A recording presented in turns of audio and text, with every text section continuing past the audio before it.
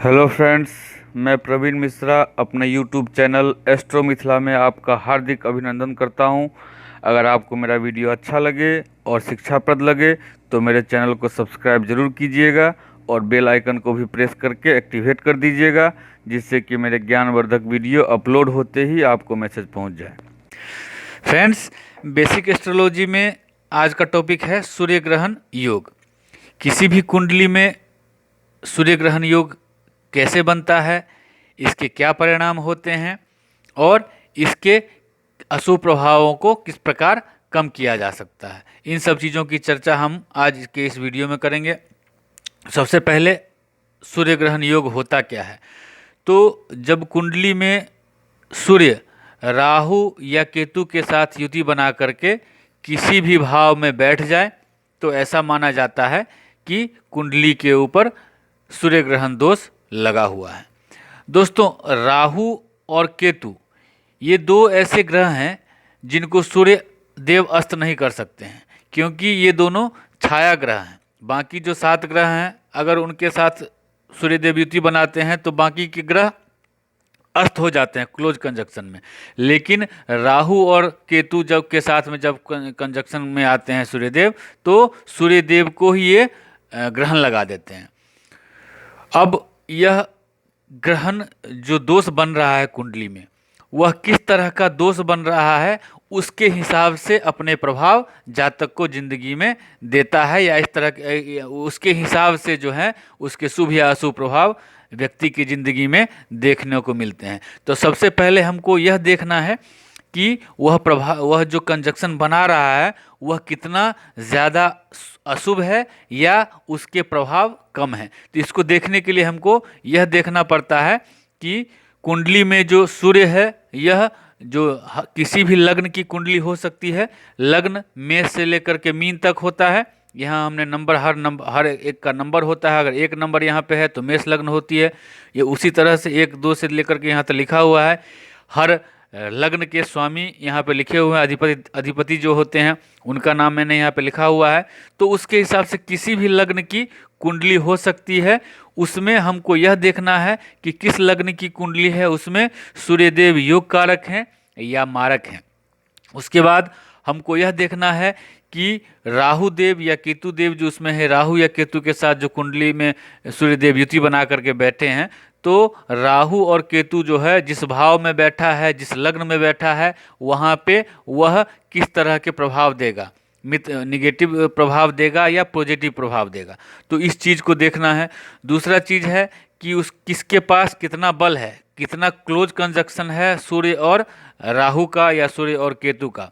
अगर ज़्यादा डिफरेंस है दोनों की डिग्री में तो भी यह कंजक्शन कमज़ोर माना जाता है। तो उस समय में जो है इसके अशुभ प्रभाव ज़्यादा नहीं देखने को मिलते, इसके अशुभ प्रभावों में कमी आती है। उसके बाद आता है कि अगर ये अपने जो सूर्य हैं या राहु है और केतु है, ये दोनों जब अपने उच्च घरों में होते हैं तो अपने नेगेटिव प्रभाव नहीं देते हैं। वहीं पे अगर ये नीच के राशि में चले जाते हैं तो वहाँ पे ये ज़्यादा नेगेटिव प्रभाव देते हैं। तो आपको यह भी चेक करना है कि ये अपनी उच्च राशि में है या नीच राशि में है, उसके हिसाब से भी ये जो योग दोष बनता है उसका प्रभाव होता है। उसके बाद है कि यह अपनी मित्र राशि में है या शत्रु राशि में है, वो भी आपको देखना है। राहु जब अपनी मित्र राशि में होता है तो निगेटिव प्रभाव कम देता है और पॉजिटिव प्रभाव देता है। लेकिन राहु और केतु अगर अपने शत्रु राशि में होता है तो वहाँ पे वह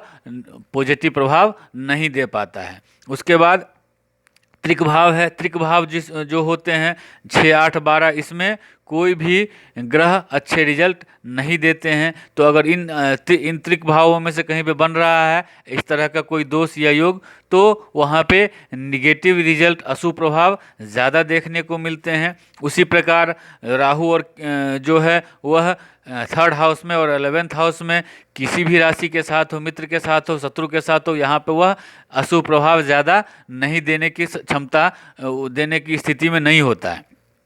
तो इन सब चीज़ों को पहले देख लें कि आपकी कुंडली में जो यह दोष बन रहा है वह कितना प्रबल है। उसके हिसाब से फिर इसका प्रभाव आप जीवन पर, इसके प्रभाव को, लक्षण को ये कर सकते हैं, देख सकते हैं। तो सबसे पहले हम एक कुंडली लेकर के जो चीज़ हमने बताई है उसको हम एक एग्जाम्पल के हिसाब से आपको बता देते हैं। मान लीजिए किसी भी लग्न की कुंडली हो सकती है 1 से लेकर के 12 तक, ठीक है। अगर मान लीजिए 8 नंबर है, यहाँ पर वृश्चिक लग्न की कुंडली लेते हैं, 8 नंबर वृश्चिक लग्न है, वृश्चिक लग्न के स्वामी होते हैं मंगल देव, तो 8 नंबर यहाँ पे होगा तो स्वाभाविक है यहाँ 9 हो जाएगा, यहाँ 10 होगा, 11, 12, 1, 2, 3, 4, 5, 6, 7। तो अब ये एक वृश्चिक लग्न की कुंडली हो गई। यहाँ पे सूर्य देव जो हैं वह कर्म भाव के स्वामी हैं और इस कुंडली में योग कारक हैं, क्योंकि मंगल देव के मित्र भी हैं सूर्य देव। सिंह राशि 5 नंबर होता है, 5 नंबर आपको 10वें घर में है, इसलिए सूर्यदेव यहाँ 10वें नंबर के मालिक है, इस हाउस के रिप्रेजेंट कर रहे हैं इस कुंडली में। तो योग कारक, अब सबसे पहले योग कारक देखना था, आपने देख लिया कि सूर्यदेव यहाँ पे योग कारक है। तो इस कुंडली में जब राहु और सूर्य की युति बनेगी तो कहाँ पे किस तरह के आपको रिजल्ट देखने को मिलेंगे और इसका क्या प्रभाव होगा यह भी हम बताएंगे। तो यहाँ पे देखिए, यहाँ पे अगर सूर्य और राहु की युति हो जाती है तो यहाँ पे क्या होगा, यहाँ पे क्या होता है, यहाँ पे राहु जो है वह नीच का हो जाता है वृश्चिक राशि में, और सूर्यदेव की यह मित्र की राशि है यहाँ पे, इसलिए सूर्यदेव यहाँ पे निगेटिव रिजल्ट नहीं देंगे। तो यहाँ पे आपको क्या करना पड़ेगा, राहु देव का उपाय करना पड़ेगा, राहु देव की शांति करनी पड़ेगी। अगर ये डिग्री में भी अच्छे ज़्यादा हुए और यहाँ तो नीच के हैं तो यहाँ पे आपको निश्चित रूप से इनका उपाय करना चाहिए। उसी तरह अगर यहाँ पे दूसरे घर में होता है तो यहाँ पे भी राहु नीच के हो जाते हैं, राहु जो हैं वृश्चिक और धनु राशि में नीच के हो जाते हैं। तो इस जगह में भी आपको सूर्यदेव का उपाय नहीं करना पड़ेगा, क्योंकि सूर्यदेव धनु राशि में, धनु राशि जो होता है बृहस्पति देव की राशि है, यहाँ पे ये बृहस्पति देव ग्रुप में आते हैं और सूर्यदेव के मित्र भी हैं, इसलिए यहाँ पे सूर्यदेव का उतना ज़्यादा अशुभ प्रभाव नहीं देखने को मिलेगा, क्योंकि यहाँ पे ये पॉजिटिव रिजल्ट देंगे, क्योंकि योग कारक भी हैं इस कुंडली के लिए। तो यहाँ पे भी आपको राहु देव का उपाय करना पड़ेगा।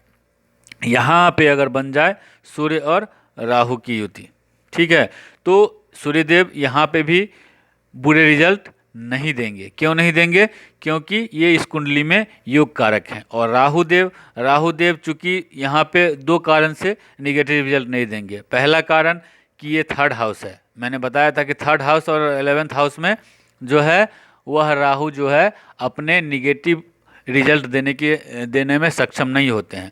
दूसरी बात, यहाँ पे जो है 10 नंबर है, 10 नंबर होता है मकर राशि, मकर राशि के स्वामी होते हैं शनिदेव।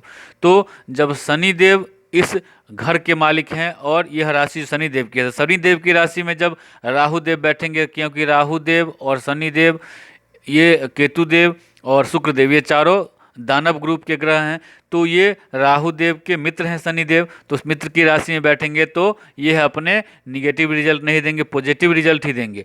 तो इन दोनों में से कोई भी अपने निगेटिव रिजल्ट देने के स्थिति में नहीं है। ऐसा योग जब बनेगा, इस तरह का जब ग्रहण दोष बनता है, तो ऐसी स्थिति में आपको ज़्यादा अशुभ प्रभाव देखने को नहीं मिलते हैं। ऐसे समय में आपको निगेटिव रिजल्ट्स में कमी आती है। उसके बाद अगर यहाँ पे 4th हाउस में हो गया, यहाँ पे अगर सूर्य और राहु की युति हो गई, तो यहाँ पे भी राहु बुरे रिजल्ट नहीं देंगे, क्योंकि मित्र राशि में है। सूर्य भी बुरे रिजल्ट नहीं देंगे, क्योंकि ये दोनों यहाँ पे, ये तो सूर्य तो योग कारक हैं और राहु जो है मित्र राशि में, इसलिए यहाँ पे भी ये ज़्यादा बुरे रिजल्ट नहीं देंगे।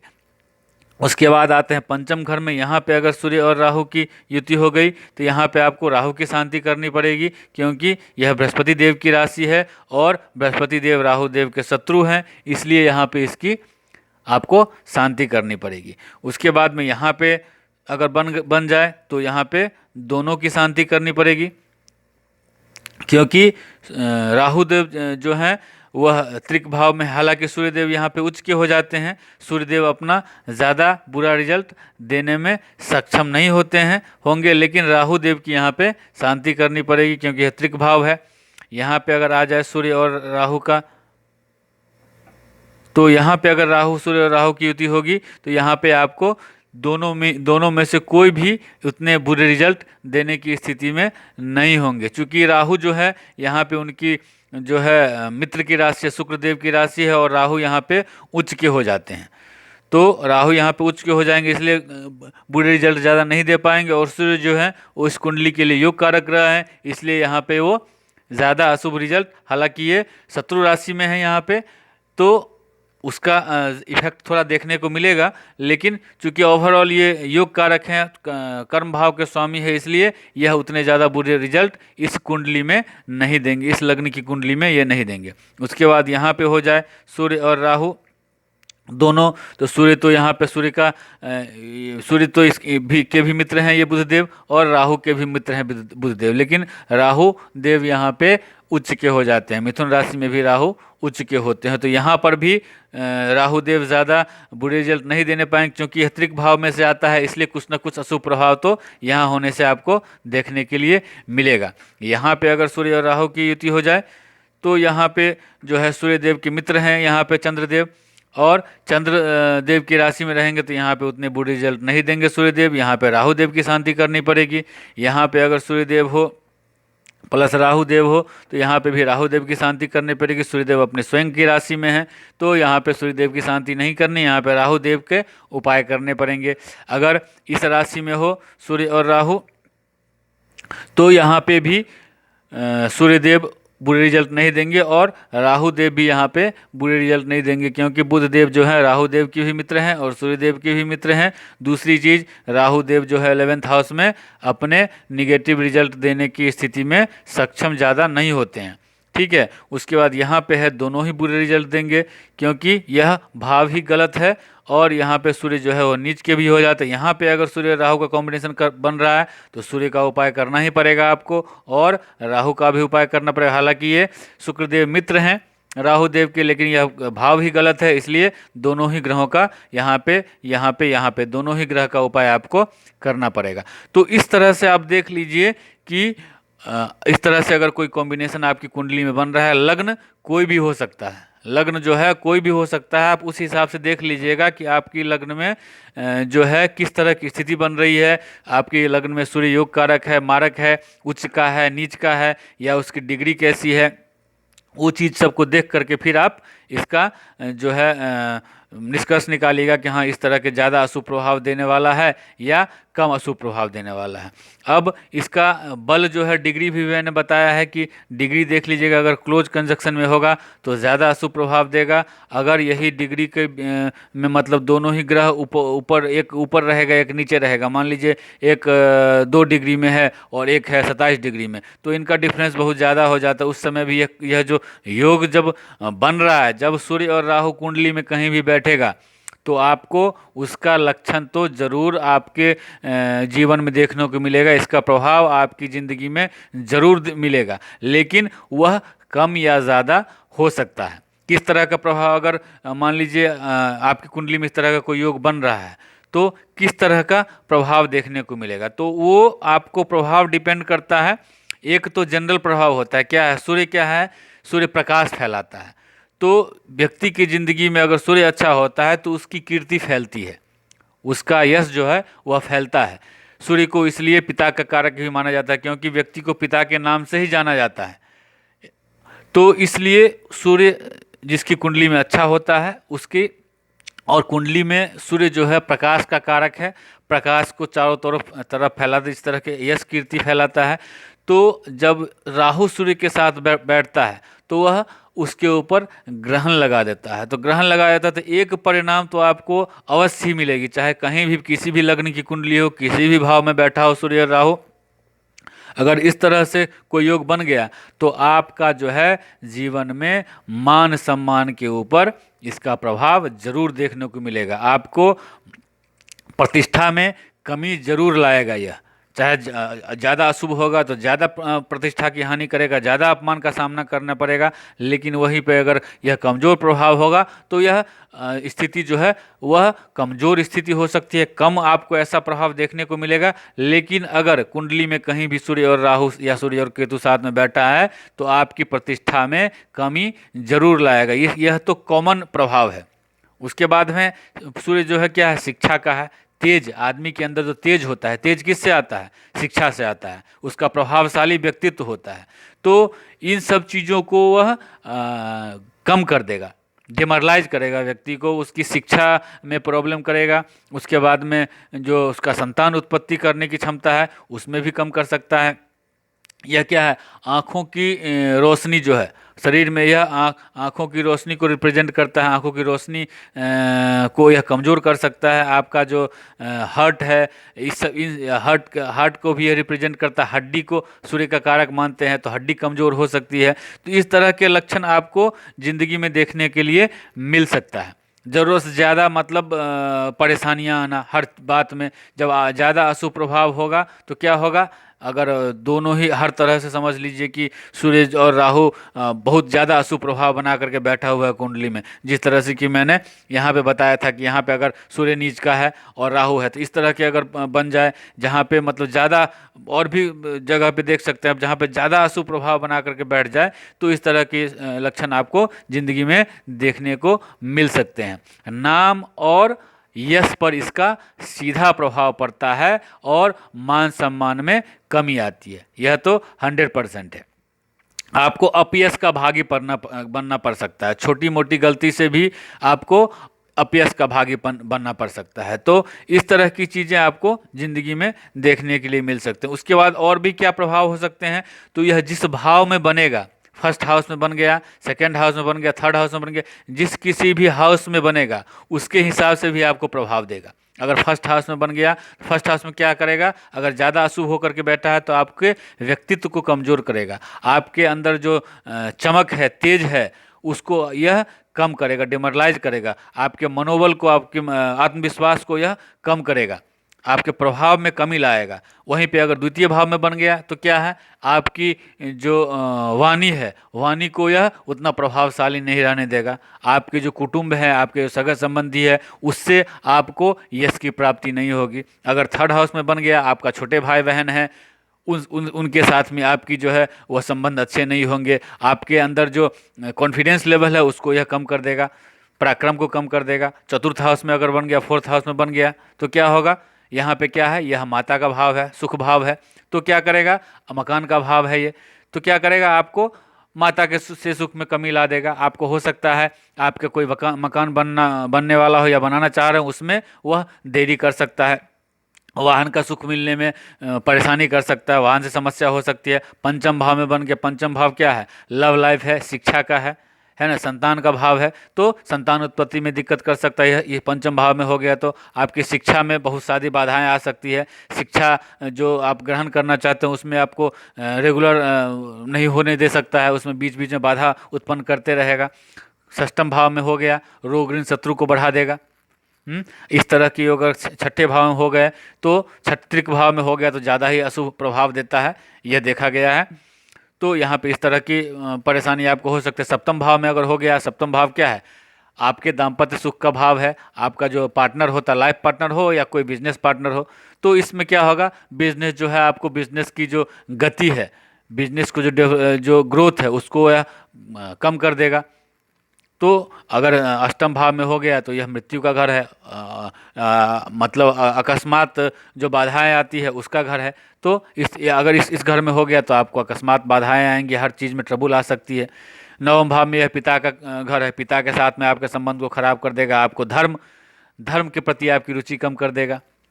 धर्म के जो को मानने वाले भी रहेंगे तो उसमें आप ज़्यादा इंटरेस्ट नहीं लेंगे।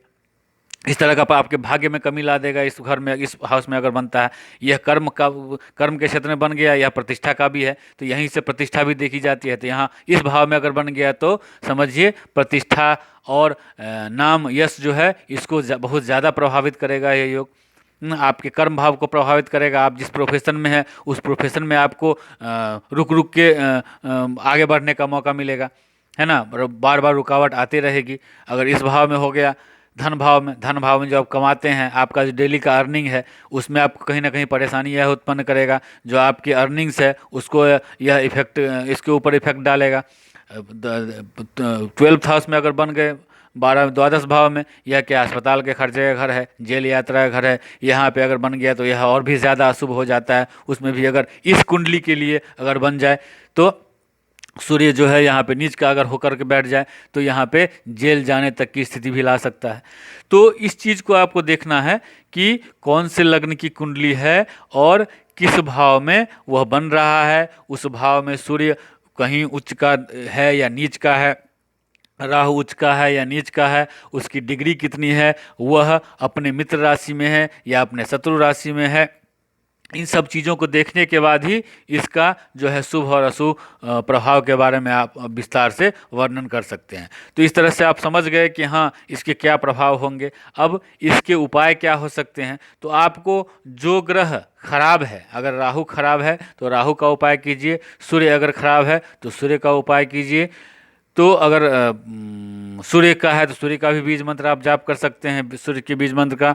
और राहु जो है, राहु को अगर सही करना है, राहु अगर खराब है तो राहु के बीज मंत्र का जाप कर सकते हैं। यह सबसे सटीक उपाय माना गया है। किसी भी कुंडली में कोई भी ग्रह अगर खराब होता है तो उसको सही करने के लिए बीज मंत्र का जाप सबसे ज़्यादा प्रभावशाली माना गया है। लेकिन उसके अलावा भी कुछ उपाय है। अगर सूर्य खराब है, सूर्य को आप हमेशा सुबह सुबह उठ करके प्रातःकाल सूर्योदय के समय उनको जल अर्पित कीजिए। उसके जो जल में है आप लाल फूल डाल के अर्पित कर सकते हैं, या उसमें चंदन मिलाकर, लाल चंदन मिला करके अर्पित कर सकते हैं। लाल चंदन का तिलक आप लगा सकते हैं, उससे भी आपको इसमें राहत मिलेगी। एक मुखी रुद्राक्ष आप धारण कर सकते हैं। अगर सूर्य कमज़ोर है तो वहाँ पे आपको उस जगह में आप और अपने पिता के साथ में अपने संबंध अच्छे रखिए, पिता की सेवा कीजिए, पिता के साथ में उनका आशीर्वाद प्राप्त कीजिए। इससे भी यह इस स्थिति में आपको लाभ पहुँचेगा। अगर राहु खराब है तो राहु का बीज मंत्र का जाप कीजिए, राहु की वस्तुओं का दान कीजिए, राहु का जो कलर होता है ब्लू कलर के कलर से परहेज कीजिए, ब्लू कलर के वस्त्र धारण करने से परहेज कीजिए, राहु के वस्तुओं का दान कीजिए। इस तरह से आप इस समस्या से निदान पा सकते हैं। चीज़ें अगर आपको समझ में आ रही है, आप अगर पूरी तरह से बातों को समझ पा रहे हैं तो इस वीडियो को ज़रूर लाइक करें, शेयर करें और सब्सक्राइब करें। Thank you. दोस्तों, अगर मेरा ये वीडियो आपको अच्छा लगा हो तो मेरे चैनल को सब्सक्राइब ज़रूर कीजिएगा। वीडियो को लाइक कीजिए, शेयर कीजिए ताकि यह ज़्यादा से ज़्यादा लोगों तक वीडियो पहुंच पाए। धन्यवाद।